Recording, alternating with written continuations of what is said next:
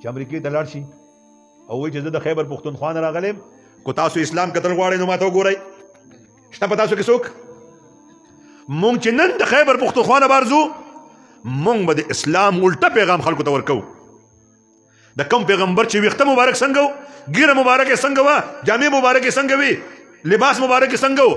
مونږ کې یو عمل نشته د تبلیغیانو علماو نیکانو سمیت په مونږ کې هغه نشته زما په مدرسه کې واړه سبق کوي نو چا به دومره دومره وخت بریخي چا به دومره بریخي چا به سنډیا ټوپۍ په سر کړي دا د مدرسې مزاج دی دا ستا د استادانو مزاج دی چا به دوه ګوتې په لاس کړي چا به درې ګوتې په لاس کړي دا د مدرسې مزاج دی چا به دلته ګلونه لګولي زنځیرې به پریخي دا د مدرسې مزاج دی مونږ نشو ویلی یو سړي ته چې راځئ کښېنئ زه تاسو ته نن د رسول الله صلی الله علیه وسلم اودس په طریقې سره اودس کوم مونږ نشو ویلی مونږ نشو ویلی چې زه د رسول الله صلی الله علیه وسلم په پاسېدو په شانتې نن سهار پاسېدلی مونږ نشو ویلی مونږ سمولو څنګه مونږ جومات ته څنګه تاسو الله سره مینه کوئ الله وایي نه ما سره مینه مه کوئ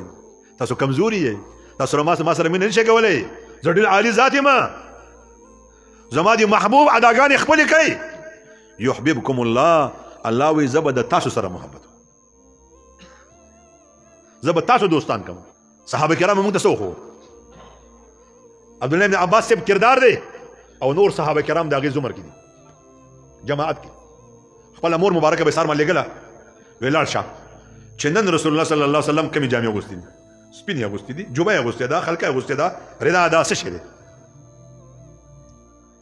نن لاړ شه چې پټکې مبارکې نن څنګه والې دی نن لاړ شه چې رنجې نن لګولې دي کو نه دي لګولې ګیره نن غوړه کړې ده کو نه ده غوړه کړې دا معلومات به کول او چې څنګه به هغه کور ته راله خپل زوی ته به ووي زوی به یې اقسې جوبه واچوله اقسې به پټکې په سر بیا تاریخ لیکلی دي چې د رسول الله صلی الله علیه وسلم مجلس کې به صحابه کرام ناسو هلته به دا صوفې نه وي بس عام مجلس کې به ناسو بار نه چې به څوک راغی هغه چې به داسې وکتل چې هغه محمد پکې څوک دی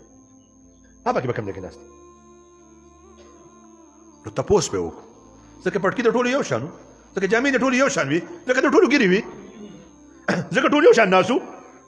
تپوس به وکړو من فیکم محمد په تاسو کې محمد څوک دی دا د تصوف مزاج دی رسول الله صلی الله علیه وسلم به خپل رڼا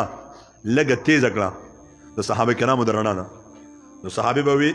دا رسول الله صلی الله علیه وسلم دی هغه چې به ورته وکتل بیا به پوه شو چې دا انوارات په دې نورو کې نشته لږ جله کې شته خو دا انوارات پکې نشته دا مزاج و د صحابه کرامو او چې په بار دنیا کې به دعوت او تبلیغ لاړل نو خلکو به پیژندل چې دا محمد روان دی د انداز د محمد دی صلی الله علیه وسلم د خوراک د محمد صلی الله علیه وسلم په شانتي دی د خبرې د محمد رسول الله په شانتي دي د خلکو سره معاملات د محمد رسول الله په شانتي دي دا کردارو